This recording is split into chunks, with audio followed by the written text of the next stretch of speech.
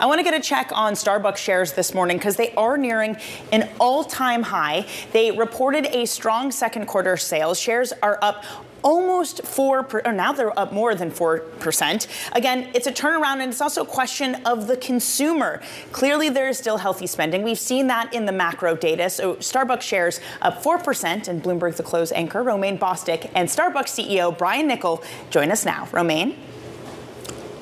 Welcome to our audiences across all of our Bloomberg platforms worldwide, television, radio, our partnership with YouTube. Romaine Bostick here, joined now by the CEO of Starbucks, Brian Niccol, fresh off the company's most recent quarterly report, 7.1% same-store sales growth in the U.S. That's a huge turnaround from how this company had been performing in the years past, Brian.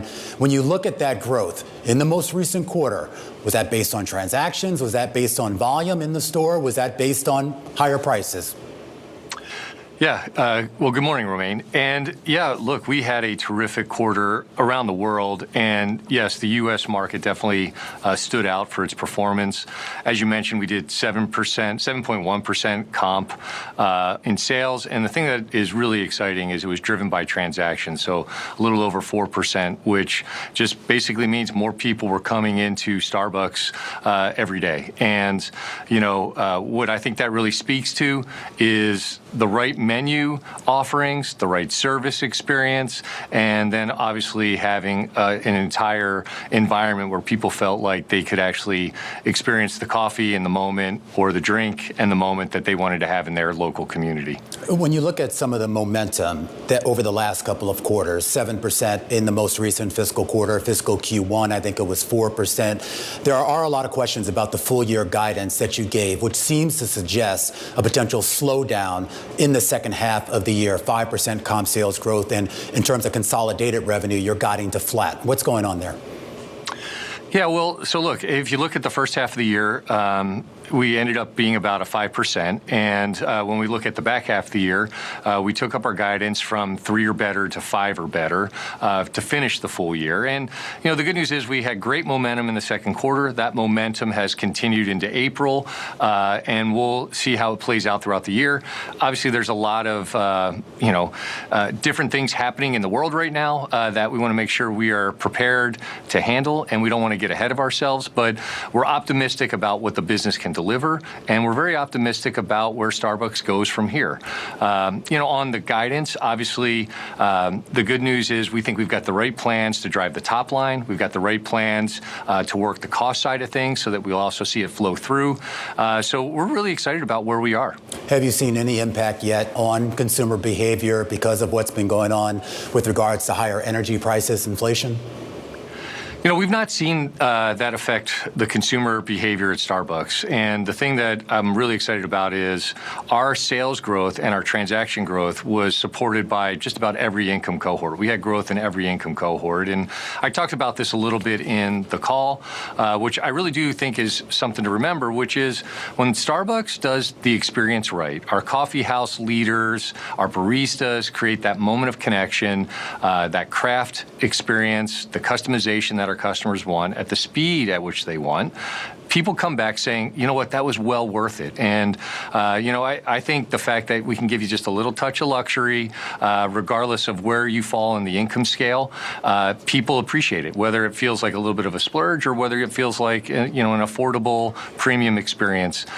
In both cases, people are walking away saying, you know what, that was really well worth it. I want to do that again. When you came into this job in late 2024, you set out to revamp the stores, revamp the menu, revamp the customer experience. I know you've talked in the past about kind of grading progress on 5 metrics, largely around that customer experience, product availability, et cetera. Are you meeting those targets? You know, we have made tremendous progress. So you're referring to what we call our GROW report, where it's got 5 key metrics, and our stores are measured on those 5 key metrics. The thing I love about it is it's very simple. It's very straightforward. Our teams now know what they're accountable for. And not surprising, it's driven around, hey, great customer service, make sure you're in stock, make sure you're staffed, right? Make sure you do it with the right speed, and make sure everything is food safe and that you give people the experience that they want. And we ultimately call that the 5-shot scorecard, and we saw a 30-point improvement among our stores getting 4 shots or better. And the reason why that's important is once you get above 3 shots, 3.5 shots, we see that play out in sales performance. And so the fact that we've made such tremendous progress is really exciting. And the thing that I love is what's probably most important about that scorecard is it gives us clear feedback to know when we're doing it right and where we have the opportunity to be better. And that's really going to be the key source of how we coach and grow in our stores going forward. There's another big test, though, coming in your turnaround plan, and that is the rollout of basically the scheduled ordering system. I think that's supposed to debut on May 11th. The idea that people can sort of order ahead, pick up their order in a specific time frame. And I am just curious as to, how sort of the beta testing of this went. Are the baristas actually prepared for this? And how do you compare and contrast it with some of the previous pickup programs that Starbucks had that created some bottlenecks?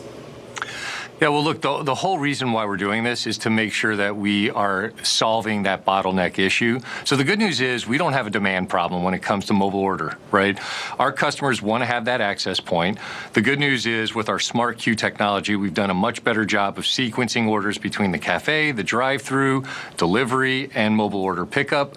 And now what we're doing is just adding another way for our customer, frankly, to have the experience that they want, which is, hey, look, if I know I'm going to be at Starbucks at 7 a.m., an hour in advance, I can put that order in. The thing that's great about that is our partners now know, hey, I've got an order that needs to be ready at 7 a.m. Our customer knows that order is going to be ready for them at 7 a.m. rather than going just into the app maybe 10, 15 minutes beforehand and finding out what time that drink may be ready. So it syncs up the customer with their drink. It gives our team members, our partners, the ability to really see what is coming down the pike. And in the testing that we've done, the people that participate in scheduled ordering, huge satisfaction for them, and our partners love having the clarity of knowing what's coming. Because remember, in the cafe, you can see the line. In the drive-thru, you can see the cars. In mobile order, it's hard for our teams to see what's actually coming. So the ability to have people schedule their order is a win for the customer, and it's a win for our partners. You've made a lot of changes to the menu, and I am curious because I felt like a year or two ago, you talked about this idea of actually reducing the number of SKUs by about 30%. And you did get rid of a lot of things like the English breakfast latte and a few of the frappuccinos. But I was looking at what you've introduced, energy refreshers, ube, espresso creams, cherry chai, matcha, protein cold foams. I'm looking at a lot of things. Have you actually reduced the number of SKUs or have they actually gone up? So we still total have fewer SKUs, and the thing that I love about the innovation that we're doing, it's consistent with how we actually build and make our drinks, right? So if it's a tall, you're going to get 2 pumps of or 3 pumps of whatever flavor that you're looking for, and it's going to be consistent regardless of whether it's cold or hot.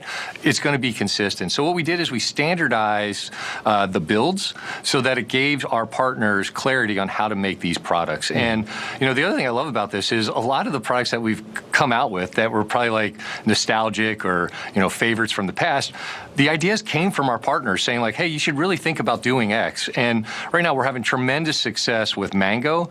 And that was one of those things where after visiting a bunch of stores, we heard it over and over again, like, hey, I think we need a citrus flavor at Starbucks. And, you know, I'm happy to say that the menu and marketing team were able to deliver on that for our partners. This has added, though, some complexity. And your CFO, Kathy Smith, talked about this on the call, that some of the margin contraction that we saw in the most recent quarter was partly due to some of this product innovation. I mean, we talk about some of these drinks, the tropical butterfly refresher. I've seen these things. They're works of art, but it takes a lot of labor and skill to go into that. So how do you sort of square the circle with offering these sort of more sort of flourishing products and at the same time maintain your profit margins in order to do them?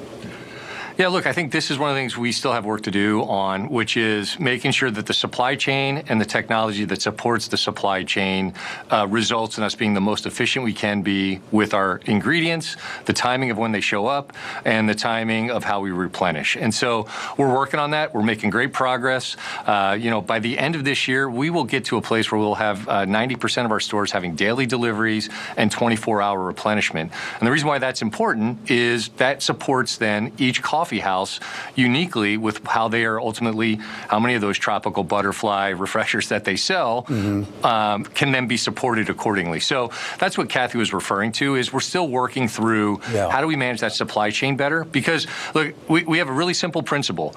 If the product or the food, or I'm sorry, if the drink or the food is on the menu, it needs to be in stock. And then the supply chain has to support the ability of our partners to be in stock with those items. Brian, before I let you go, I do want to ask you, about a week ago, you announced about a $100 million investment in a new Southeast campus down in Nashville, Tennessee. 2,000 jobs or so are said to be going there over the next 5 years. That almost rivals the size of what you have out there in Seattle right now. What is the impetus behind this? I know you sort of framed this as more of sort of embracing a region where we're seeing growth, but is this maybe, I mean, you know, people are going to draw comparisons, Boeing leaving Seattle and other companies sort of moving out. Is this the start of an exodus from Seattle for Starbucks? You know, look, for us, this really was more to do with being strategically smart about putting the resources we wanted to put in the Southeast to take advantage of, frankly, a talent pool that's being created around procurement, technology, and then also the reality that, hey, we have a real opportunity to grow our business quite a bit in the Southeast, and we wanted to get a presence in that part of the country. You know, Seattle continues to be our global headquarters, and I would just point out, like, there are a lot of companies that have multiple offices to support their business in the world that we operate today.